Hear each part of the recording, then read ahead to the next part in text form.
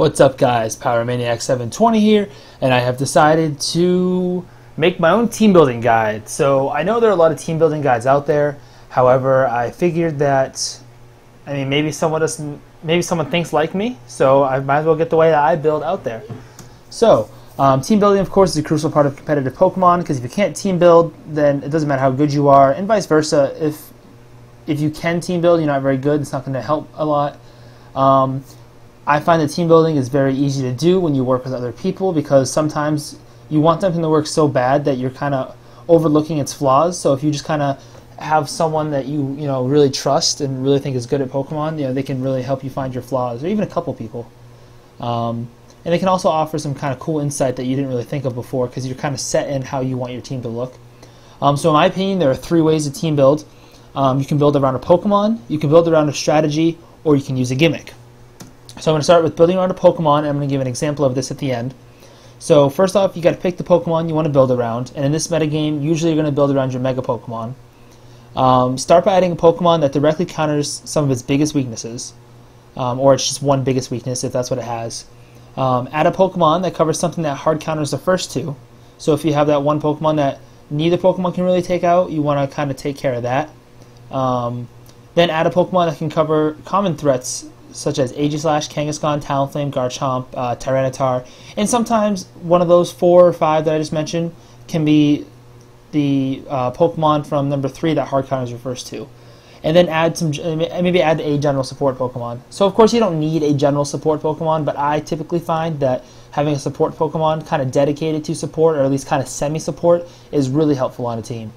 So I'm going to use my LCQ team as an example. Mega Charizard X was the Pokemon I wanted to build around. Mega Charizard X is directly countered by a lot of the dragons in the metagame, namely Hydreigon and Garchomp and Salamence. So the best way to take care of that, in my opinion, was using Scarf Gardevoir. Scarf Gardevoir outspeeds Garchomp and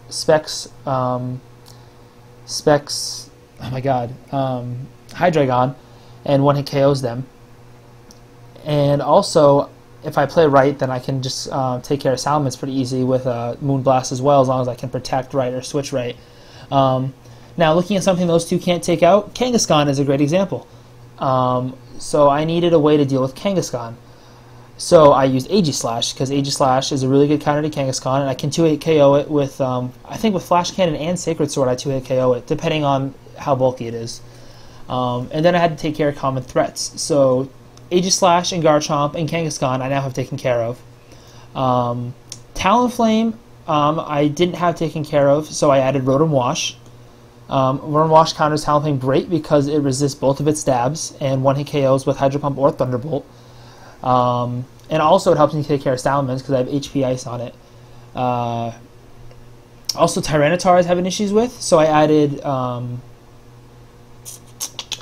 Malamar. Malamar has Superpower, which was an easy 1-hit KO on Tyranitar, and sometimes a 1-hit KO on Mega Tyranitar, depending on how bulky it was, and depending on what I was at stat-wise, or stat boost-wise.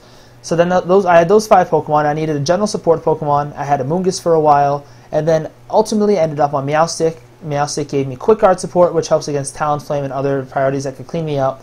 Thunder Wave to help with speed control, which is really nice against things like Scarf Pokemon like Salamence, and also gave me Charm, which has helped me take out things like Kangaskhan, Garchomp, and let them not one-hit KO me, which is really nice. And it also helped me when I ever had like a SafeSwag battle going on. They'd go for the Swagger and I'd go for the Charm, and end up just a little battle. So that's how I team build around a Pokemon. So now we're going to talk about building around a strategy. There are tons of strategies in VGC, of course, and kind of the 2 most common are Weather and Trick Room. So you got to pick one. So let's just say for this scenario you want to build around Weather. Of course, if you want to build around Weather, you need a setter, whether that's a manual setter or some Pokemon that has the ability. So, for example, if you want to run Sun in VGC 14, you're most likely going to pick Mega Charizard Y because it gets Drought and it's a powerful attacker in the Sun. You might also choose to use Clefgear and Meowstic and have them use Sunny Day, because since they're prankster users, and then you can make them hold Heat Rock, which Mega Charizard Y can't, so you get 8 turns of Sun. Next, you want to pick Pokemon whose moves and abilities take advantage of the weather. So if you've picked Sun, then you're going to want to pick a Pokemon with Chlorophyll, because Chlorophyll doubles a Pokemon's speed and can make a slower Pokemon like Venusaur faster, or Leafeon faster than the rest of the metagame, and outspeed and hit them hard. So once you have your chip damage from your Mega Charizard Wise Heat Wave coming through, you have Venusaur coming to clean up, or it can spam really fast Sleep Powders. If you're picking Rain, a lot of people have Politoed as their setter because it gets Drizzle, and they have Ludicolo or Kingdra as Pokemon that take advantage of it because they both get Swift Swim, so now they have double speed, which means you get to invest less in speed and more in bulk and outspeed things still. A lot of people also like Manectric because it gets Thunder. A lot of people like Goodra because of its ability Hydration, heals its status after a turn in the rain, and also gets moves like Thunder and Muddy Water, which get Rain Boost. Dragonite's another great Pokemon in the rain because it gets Hurricane and Thunder. It gets Surf, Aqua Tail. So you just kind of want to make sure you have a Pokemon that can really take advantage of the weather, because otherwise, Mawile is another great Pokemon that takes advantage of rain because it doesn't necessarily have a move pool that takes advantage, but its typing now allows it so fire isn't going to one-hit KO it all the time. I mean, it still might depend on how powerful the fire attack is and what your Rotom's Mawile's EV spread is, but Ferrothorn, same thing. All of a sudden, it loses its 4-time weakness to fire because you're in the rain. So also, you want to make sure your team doesn't become a mono team. I see that a lot. People will have a fire team, a sun team, and it ends up looking like a fire team because you'll have 5 fire Pokemon and then like a Venusaur on there with Chlorophyll, and then all of a sudden something comes along with a Garchomp or an Aerodactyl and just starts spamming Rock Slide, and it's game over for you. You want to make sure your team can function outside the weather just in case. You don't want a team that's, people are going to counter weather with their own weather, or they're going to, especially in this generation, you can kind of stall out weather, which you couldn't do in the past.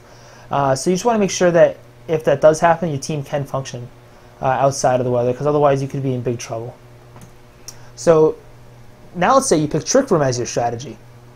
If you pick Trick Room, you're going to need a dedicated setter, and if you're going hard Trick Room, you're going to need something else that can set your Trick Room if needed. So I, for example, think Slowking is a tremendous setter because it gets Oblivious, so it can't get taunted.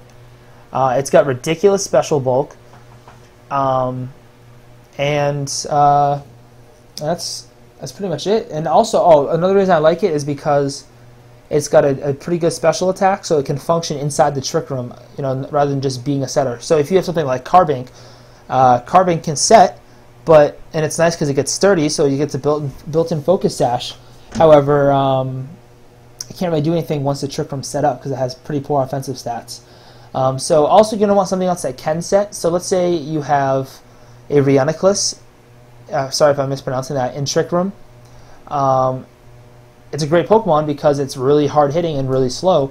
But also, if you want, throw Trick Room on it, and that way if Slowking doesn't set up Trick Room for some reason, or if Slowking, or if the Trick Room just runs out and Slowking's fainted, you have another setter.